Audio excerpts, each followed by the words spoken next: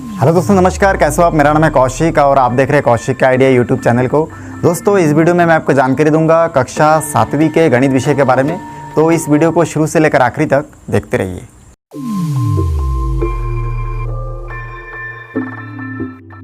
दोस्तों, आप देख रहे हैं कक्षा 7वीं के प्रश्नावली 12.1 का दूसरा भाग। इसमें मैं आपको प्रश्न नंबर चौथा से पूरे प्रश्न को हल करके बताऊंगा। और इससे पहले भाग में मैं आपको 1 से लेकर 3 तक के सभी प्रश्नों को हल करके बताया था। तो ये देखिए, चौथा प्रश्न में लिखा हुआ है कि एक कोण अपने पूरक कोण का दुगना है, दोनों कोणों का माप बताइए। तो यहाँ पे पहले आपको हल लिखना है और उसके बाद दिया है लिखना है। अब इसमें हमको कोण मालूम नहीं है, ठीक है। पहला कोण क्या है और पूरक कोण दोनों मालूम नहीं, तो उसको मानना पड़ेगा। तो हम लोग इसमें मान लेते हैं कि पूरक कोण, चलिए मैं यहाँ पे नोट कर लेता हूँ, माना कि पूरक कोण x अंश का है, ठीक है। ऐसे हम लोग मान लेते हैं, माना कि पूरक कोण x अंश का है तथा ये जो पहला कोण है, ठीक है, या फिर ये जो एक कोण है उसको भी मान लेते हैं, तथा एक कोण। अब इसमें प्रश्नानुसार जो लिखा हुआ उसके अनुसार देखिए, एक कोण अपने पूरक कोण का दुगना है।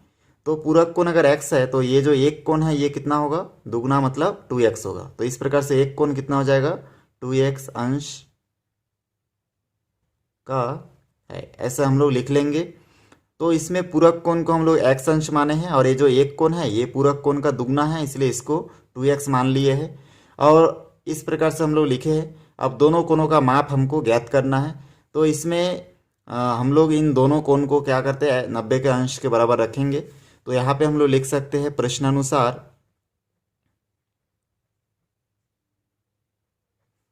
और उसके बाद यहाँ पे देखिए प्रश्नानुसार मैं इसको बिठा सकता हूँ। एक कोण क्या माने? इसको 2x माने हैं, तो 2x और प्लस पूरक कोण को x माने हैं और इन दोनों का जो योग है इसको हम लोग 90 के बराबर रखेंगे, क्योंकि हमको पूरक कोण का मान ज्ञात करना है। तो इस प्रकार से हम लोग 90 अंश के बराबर रखे। अब उसके बाद देखिए 2x और x कितना हो जाएगा आपका? 3x अंश होगा, इस पे का बराबर 90 अंश। और उसके बाद x अंश अपनी जगह पे रहेगा। x और 3 के बीच में कुछ नहीं, मतलब मल्टीप्लाई का रिलेशन है। 3 को पक्षांतर करेंगे तो ये इस प्रकार आके 90 अंश के बटे के नीचे आ जाएगा। अब 90 को अगर 3 से मैं भाग दूंगा तो यहाँ से मेरे को प्राप्त हो जाएगा, देखिए यहाँ से मेरे को प्राप्त हो जाएगा 30 अंश, ठीक ना। 3 30 के 90 होता है, तो इस प्रकार से 30 अंश हमको प्राप्त होगा। तो हम लोग पूरक कोण क्या माने थे? x अंश माने थे, x माने थे, इसलिए यहाँ पे x अंश का मान 30 आया। और एक कोण जो है, ठीक है, क्योंकि दोनों कोण का माप ज्ञात करना है, तो इसमें जो एक कोण है उस कोण को हम लोग इस प्रकार से लिखेंगे। और यहाँ पे हम लोग लिख सकते तथा एक कोण, ठीक ना, जो एक कोण है उसको हम लोग क्या माने थे? 2x माने थे, 2x डिग्री। तो 2x यहाँ पे 2 और x के जगह पे अगर 30 रखेंगे तो इस प्रकार से हमको कितना प्राप्त होगा? 60 अंश प्राप्त होगा। तो इस प्रकार से दो कोण हमको प्राप्त हो जाता है। पहला कोण 30 का होगा, दूसरे कोण 60 अंश का होगा। तो इस प्रकार से ये देखिए हमारा जो प्रश्न है सॉल्व होता है।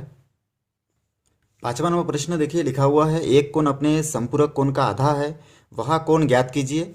यहाँ पे मैं हल लिख चुका हूँ और उसके बाद दिया है। अब यहाँ पे मैं क्या करूँगा? सबसे पहले इसमें दो प्रकार की चीज़ दिया गया है, एक है एक कोण और उसका संपूरक कोण। तो इसमें मैं मानूंगा पहले चौथा नंबर प्रश्न के जैसे ही, कि माना कि संपूरक कोण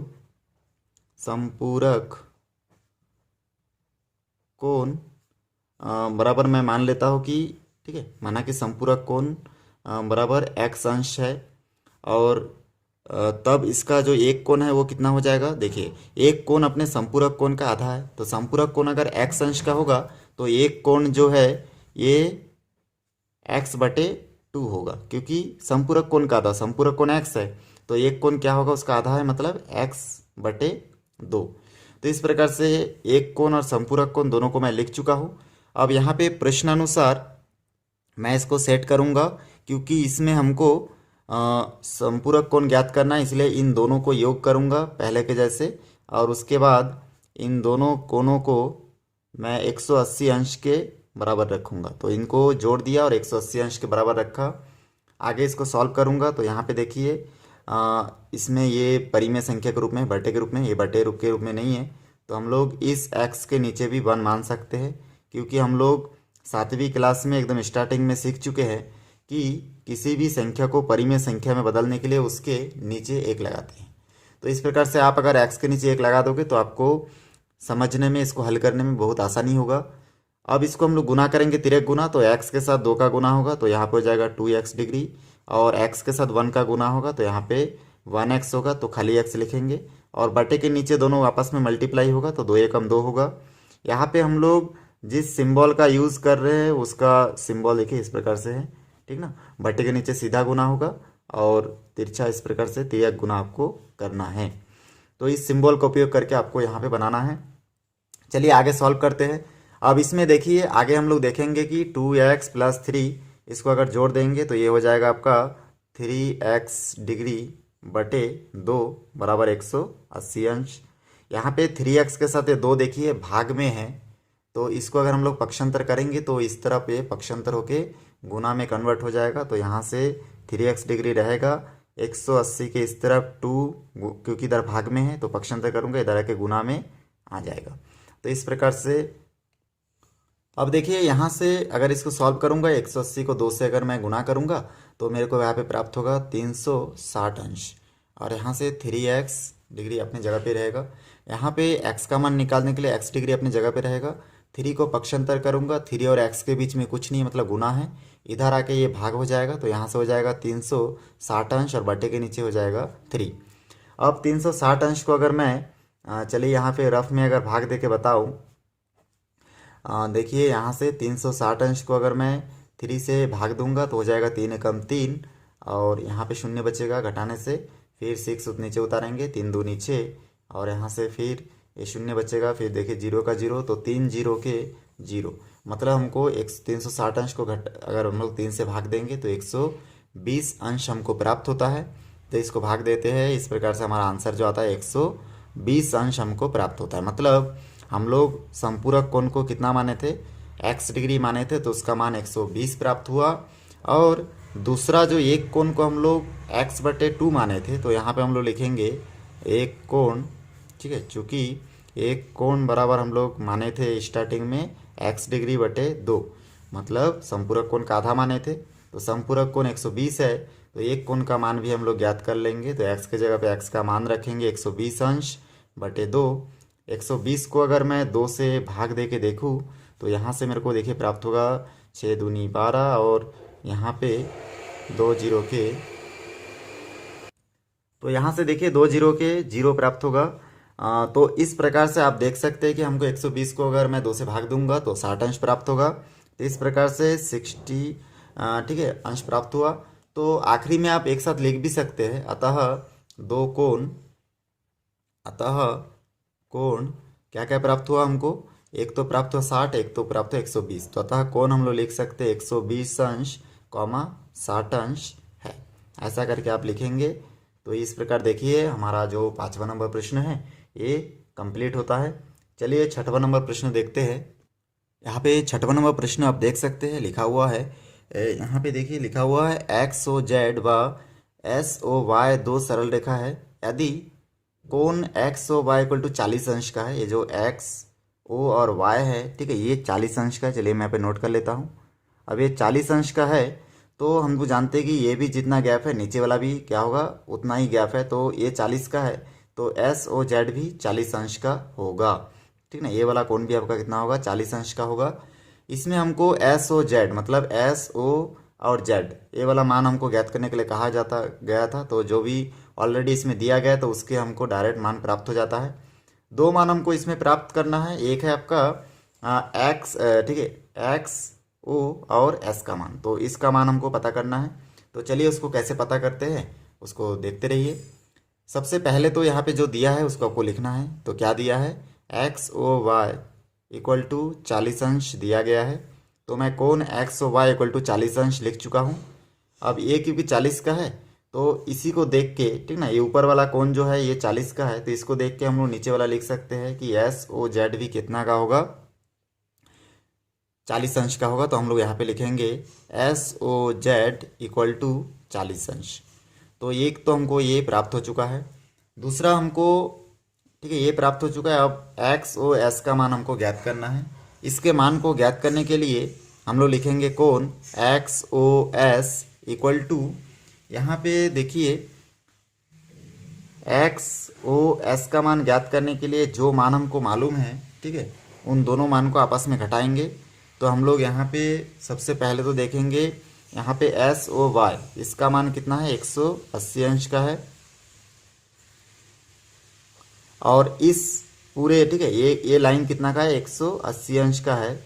इस 180 अंश वाला लाइन में खाली इतना भाग कितना है आपका, ये जो भाग है ये भाग 40 का है। तो ये भाग का मान कितना होगा उसको पता करने के लिए 180 में 40 को माइनस करेंगे, ठीक ना, तो हमको पता चल जाएगा कि कितना होगा। तो एस ओ वाई में हम लोग क्या करेंगे, एक्स ओ वाई को घटाएंगे। तो इस प्रकार से लिखेंगे एक्स ओ वाई। तो यहाँ से देखिए एस ओ वाई का मान जो है उसको हम लोग बिठाएंगे। तो एस ओ वाई का मान है आपका 40 अंश, सॉरी एस ओ वाई का मान कितना है, एस ओ वाई का मान 180 अंश है। तो यहाँ पे देखिए मैं 40 अंश को मिटा के यहाँ पे, ठीक है, एस ओ वाई का जो मान है, क्योंकि एक सरल रेखा है और सरल रेखा 180 अंश का होता है, तो इसलिए मैं यहाँ पे लिखूँगा 180 अंश को मैं बना देता हूँ। माइनस यहाँ पे देखिए एक्स ओ वाई का मान हम लोग लिख के रखे 40 अंश। तो इस प्रकार से 180 में अगर 40 को हम लोग माइनस करेंगे तो हमको प्राप्त होगा 140 अंश। तो एक्स ओ एस का मान जो है, ठीक है, ये हमको प्राप्त होगा 140 अंश का। तो इस प्रकार से ये हमारा आंसर होगा। बहुत आसान है, इसको आप समझ सकते हैं। इसको देखिए, ये जो टोटल भाग है आपका, ठीक ना, वाई ओ एस, ये टोटल भाग का ऊपर वाला टोटल भाग कितना है आपका 180 अंश का होना चाहिए, क्योंकि एक सरल रेखा 180 अंश का होता है। इसमें से 40 अंश पहले से दिया है, तो बाकी का मान क्या होगा इसको पता करने के लिए हम लोग 180 में 40 को घटाएंगे, तो हमको इस प्रकार प्राप्त होगा 140। तो यहाँ पे इसका जो मान है 140 अंश है। बहुत आसान है, आप एक बार ट्राई करेंगे निश्चित रूप से बना लेंगे। 7वां नंबर प्रश्न लिखा हुआ है, यदि दो आसन्न कोणों का योग 180 अंश का हो तो वे कैसे कोण हैं। इससे पहले हम लोग पढ़ चुके हैं, तो इसी को हम लोग नोट कर सकते हैं, ठीक है। यदि दो आसन्न कोणों का, तो यहाँ पे हम लोग लिखेंगे यदि दो आसन्न कोणों का योग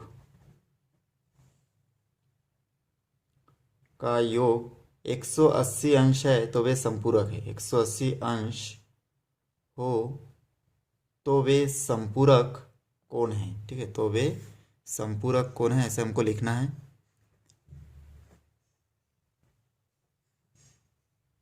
और ये हमारा उत्तर होगा।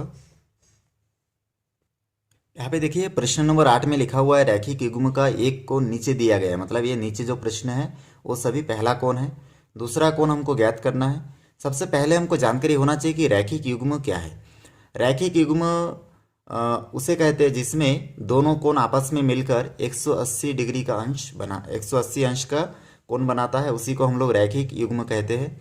तो यहाँ पे देखिए 35 जो है ये क्या है, पहला कोण है। तो हम लोग पहला नंबर 35 लिखे, तो यहाँ पे हम लोग लिखेंगे रैखिक युग्म का एक कोण, ठीक है। यहाँ पे हम लोग लिखेंगे रैखिक युग्म का एक कोण, सॉरी यहाँ पे रैखिक युग्म का एक कोण जो प्रश्न है वही है एक कोण। तो कितना है 35 अंश का है, ठीक ना। तो 35 अंश है, तब हम लोग दूसरा कोण निकालने के लिए लिखेंगे, तब दूसरा कोण बराबर 180 में हमको 35 को घटाना है। तो 180 अंश में अगर 35 को हम लोग घटाएंगे तो हमको प्राप्त होगा कितना 145 अंश। तो ये हमारा दूसरा कोण है। तो रैखिक युग्म का एक कोण जो प्रश्न है वही है, और दूसरा कोण आपको 180 से घटा के लिखना है। तो हम लोग 180 से 35 को घटाए तो हमको 145 प्राप्त हुआ। चलिए मैं और एक क्वेश्चन बता देता हूँ, इसका 6वां नंबर क्वेश्चन, और बाकी क्वेश्चन आप लोग अपने लेवल पे सॉल्व कर सकते हैं। जैसे कि 6वां नंबर प्रश्न में देखिए यहाँ पे दिया है आपका 54 दिया है। तो ये जो 54 है ये पहला कोण है, तो हम लोग, या फिर एक कोण है, तो यहाँ पे हम लोग लिख सकते हैं रैखिक युग्म का, देखिए मैं नोट कर चुका हूँ, रैखिक युग्म का एक कोण 54 जो कि प्रश्न है वही है। और दूसरा कोण ज्ञात करने के लिए हम लोग लिखेंगे दूसरा कोण बराबर हमको 180 से 54 को घटाना है। जैसे कि इस प्रश्न को हम लोग 180 से घटाए थे, ऐसे अभी सभी प्रश्नों को 180 से घटाना है जो भी डिग्री में दिया गया है, और जो आंसर आएगा वही क्या होगा, हमारा दूसरा कोण का मान होगा। तो 180 में 54 घटाएंगे तो 126 बचेगा, यही हमारा आंसर होगा। तो इस प्रकार से इसका दूसरा, तीसरा, चौथा और पांचवा प्रश्न आप अपने से सॉल्व कर सकते हैं। यहाँ पे देखिए प्रश्न नंबर 9 में लिखा हुआ है कि शीर्षाभिमुख कोण का मान आपको ज्ञात करना है। एक कोण का मान जो है वो दिया गया है। तो यहाँ पे चित्र में आपको दिख रहा होगा, पहला एक कोण 30 का दिया गया है। शीर्षाभिमुख कोण क्या होता है, एक दूसरे के विपरीत दिशा में होता है। तो 30 के विपरीत दिशा ये है, ठीक ना। ये साइड लेफ्ट हैंड साइड और राइट हैंड साइड नहीं हो सकता, इन दोनों साइड को छोड़ के इसके विपरीत दिशा क्या है, ये सामने वाला है। तो ये कोण कितना का होगा आपका, 30 डिग्री का होना चाहिए, क्योंकि शीर्षाभिमुख कोण जो है एक दूसरे के विपरीत दिशा में होते हैं और एक दूसरे के बराबर होते हैं। तो यहाँ पे ये जो 30 अंश आपका दिया गया है, ठीक ना, ऊपर वाला, तो नीचे वाला कोण भी कितना होगा, 30 का होगा। तो इसको आप लिख सकते हैं कि दूसरा जो कोण है, ठीक है, दूसरा शीर्षाभिमुख कोण का मान भी क्या होगा। तो यहाँ पे आप लिखेंगे दूसरा शीर्षाभिमुख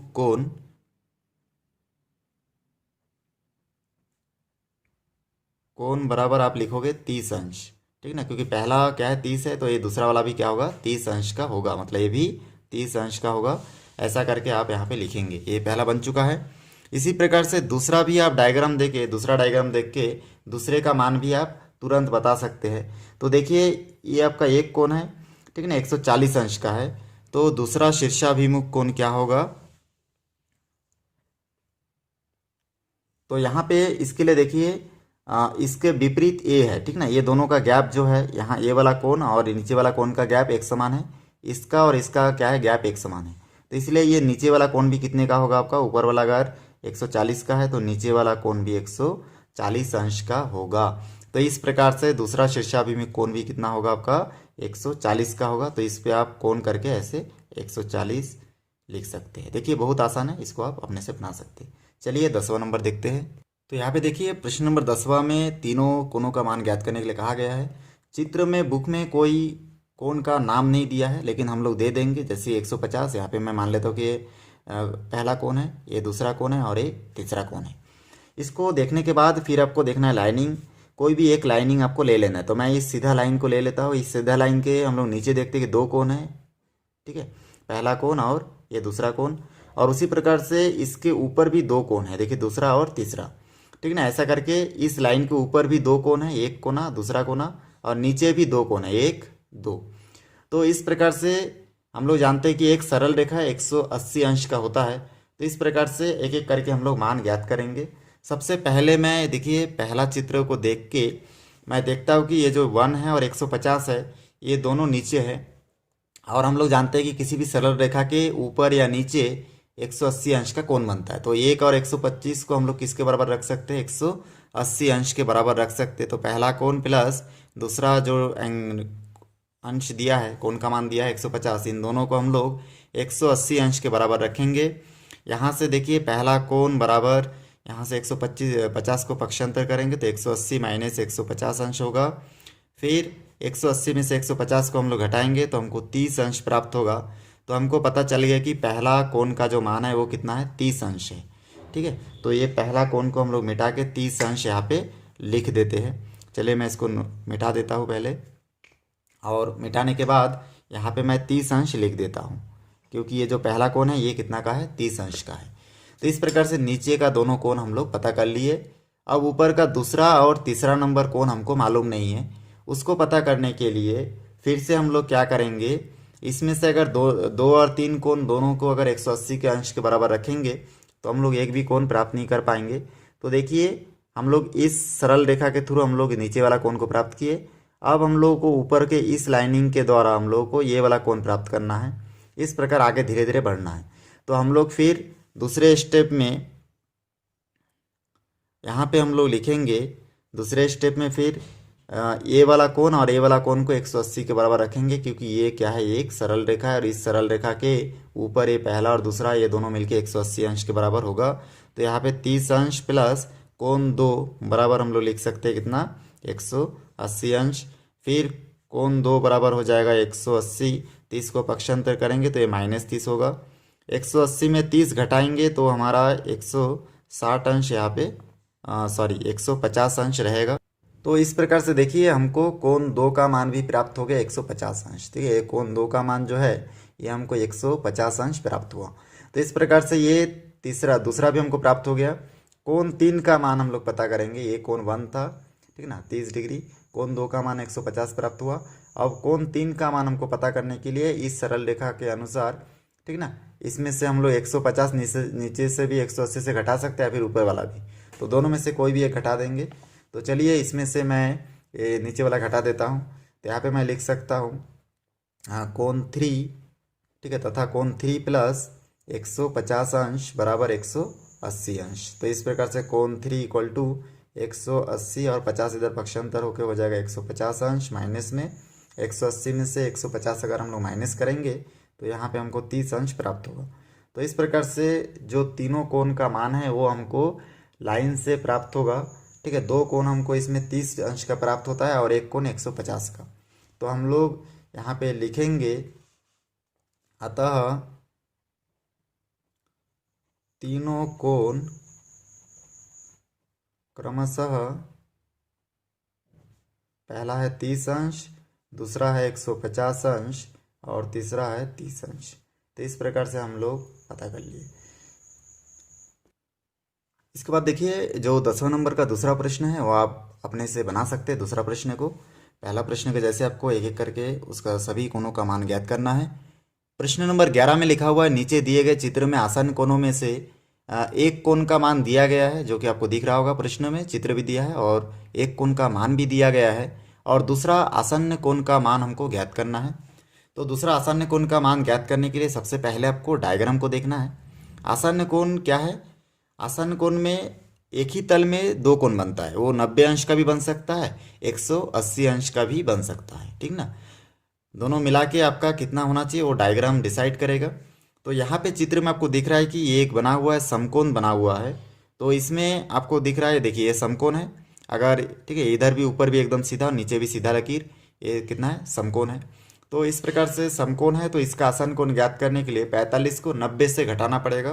तो हम लोग यहाँ पे लिखेंगे हल, और यहाँ पे 45 का आसन कोण लिखेंगे। 45 का, ठीक है, पहला नंबर के लिए 45 का आसन्न कोण बराबर हम लोग लिख सकते हैं 90 माइनस 45 डिग्री, ठीक ना। 90 डिग्री में 45 डिग्री को माइनस करेंगे तो 45 बचेगा। तो 45 का आसन्न कोण क्या होगा? 45 अंश होगा। बहुत आसान है। वैसे ही आप दूसरा नंबर में देखिए, दूसरा नंबर ना समकोण नहीं है, क्या है? सरल कोण है, ठीक ना। एक सीधी लकीर आपको दिख रहा है, तो इस सीधा लकीर है तो सरल रेखा हमेशा 180 अंश का होता है। तो इसलिए हमको आसन्न कोण 60 का आसन्न कोण ज्ञात करने के लिए हम लोग लिखेंगे 60 का आसन्न कोण बराबर मैं लिखूंगा 180 माइनस 60, क्योंकि ये देखिए सरल कोण है, ठीक ना, इसलिए 180 अंश से घटाना है। तो फिर 180 से 60 घटाएंगे तो 120 अंश क्या होगा? आंसर आएगा। तो ये हमारा आंसर होगा, 60 का आसन्न कोण 120 होगा। तीसरा नंबर क्वेश्चन देखिए। तीसरा नंबर में एक समकोण है, सरल कोण नहीं है। देखिए ये ऊपर और इस प्रकार से, ठीक है ना। कोण इधर भी होके आप इधर भी बना सकते हैं, इस तरफ मुंह करके, और दूसरा तरफ भी इसको पलट के भी बना सकते हैं। तो 35 का आसन्न कोण ज्ञात करने के लिए, क्योंकि ये टोटल जो इसका कोण है ये कितना है? 90 अंश का है। तो इसलिए 90 में हमको आसन्न कोण ज्ञात करना है। तो 35 का आसन्न कोण हम लोग 90 से घटा के प्राप्त करेंगे। तो इस प्रकार से यहाँ पे हो जाएगा 90 अंश माइनस 35 अंश। तो देखिए 90 में अगर हम लोग 35 को घटाएंगे तो हमको प्राप्त होगा 55 अंश, ठीक ना। तो यहाँ पे मैं नोट करूँगा 55 अंश, इस प्रकार से लिख सकता हूँ। ये हमारा आंसर होगा। उसके बाद आगे हम लोग बढ़ेंगे इसमें। चौथा नंबर प्रश्न। चौथा में देखिए ये एक सरल रेखा है और ये जो बिंदु है, इस बिंदु के इधर से ऊपर होने से 90 होता, लेकिन ये सीधा है, मतलब सरल रेखा है। तो इसलिए हमको 180 से घटाना है। तो 55 का आसन्न कोण हम लोग लिखेंगे, इसलिए यहाँ पे नोट करना पहले। 55 का आसन्न कोण बराबर हम लोग लिखेंगे 180 अंश माइनस 55। तो 180 में अगर 55 को घटाएंगे तो 125 अंश प्राप्त होगा। इस प्रकार से प्रश्नावली 12.1 के सभी प्रश्नों को मैं आपको हल करके बताया हूँ।